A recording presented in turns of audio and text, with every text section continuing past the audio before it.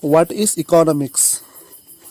As we have talked about what is economics, see, we have lot of definitions. Many people has come forward and defined the definitions of economics.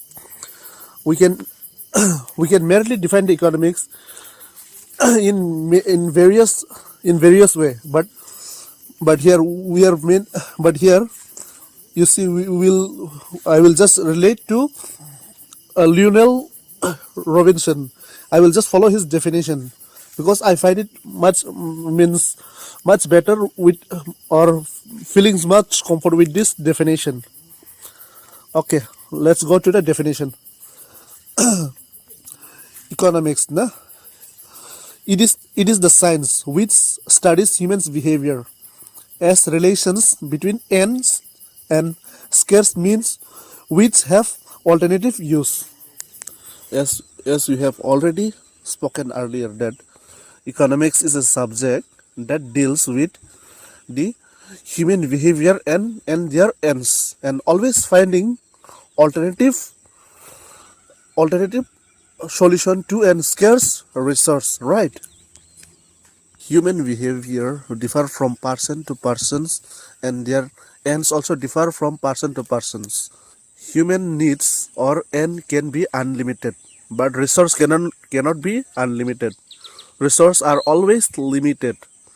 So economics will always find the alternative solutions to that. So economics will always plan or will always decide to manage the resource meaningful way. For example, if the fossil fuels are very scarce resource, then it will suggest the common people to use renewable energy or the abundant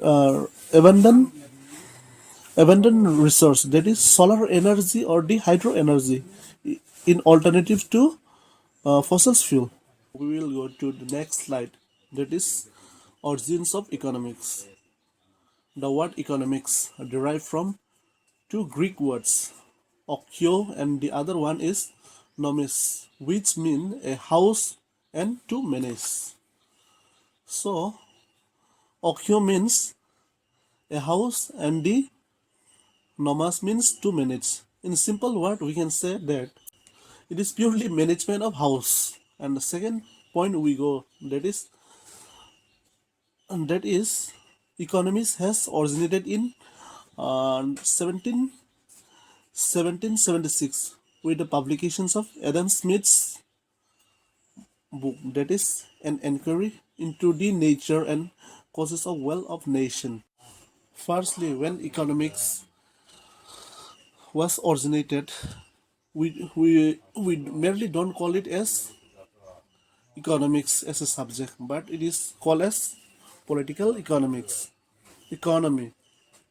Later, you see, by 18, not exactly 18, but when when it comes to the end of 19th century, from political economy to economics, it was changed as a subject. And we go to the last point. I think I don't need to read this point because you already know clearly, seeing the statement there. Adam Smith is known as the father of economics. We will move forward to the next slide. That is why economics, or why do we need to study economics, or why do we need to know economics. The main reason of studying economics is to deal with human unlimited wants and scarce resource. We'll move forward to the next point, that is allocations of resource. We will have to clearly know what is allocation, otherwise it is meaningless of studying the whole things without knowing the meanings of allocations of resource. Allocation means sharing. In full, what we can say? Sharing of resource, we can say here. About the two parts of economics. That is, in economics, there will be two parties. The one parties will be called as producer, and the other parties will be considered as consumer. Producers means those individual or firm are involving in productions of resource, and the other one is, that is consumer. Consumer are those group of individual or the firm. They are merely engaged in consuming the finished goods. Sharing of resource, we can see here. Okay. Now we will see to the point. What is written here? What goods to produce and how much to produce. Means what we will have to do here. We will have to think what public prefer, or what individual prefer, or what firm prefers, and how much they prefer. We will have to see the preference of firm or individual or the government. Then we will think how much to produce. Okay. The next point, that is how to produce. As we have already talked, that we are talking about the preference and choices of consumer or the firm or the government. Now we will have to think about, we already knows their preference or the choice which goods to produce. Now I will tell you about how to produce goods. Okay, how to produce goods. Before producing goods, we will have to think very much wisely. What type of goods to how much to how to produce that goods. We will have to think always efficient in an efficient way. So if I tell efficient means, if I tell about efficient mean which one is better. We will have to think which method of production will be better, or so you can production method we can have two types.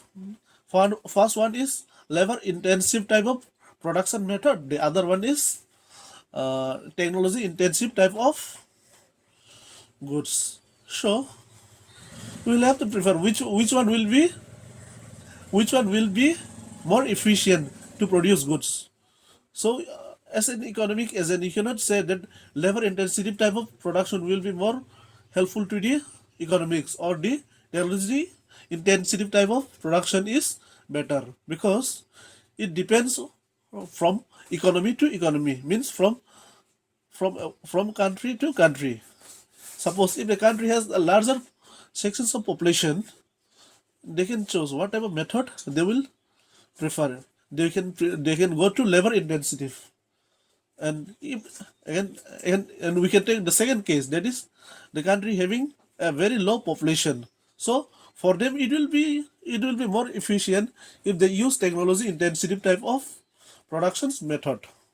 Last point is for whom to produce.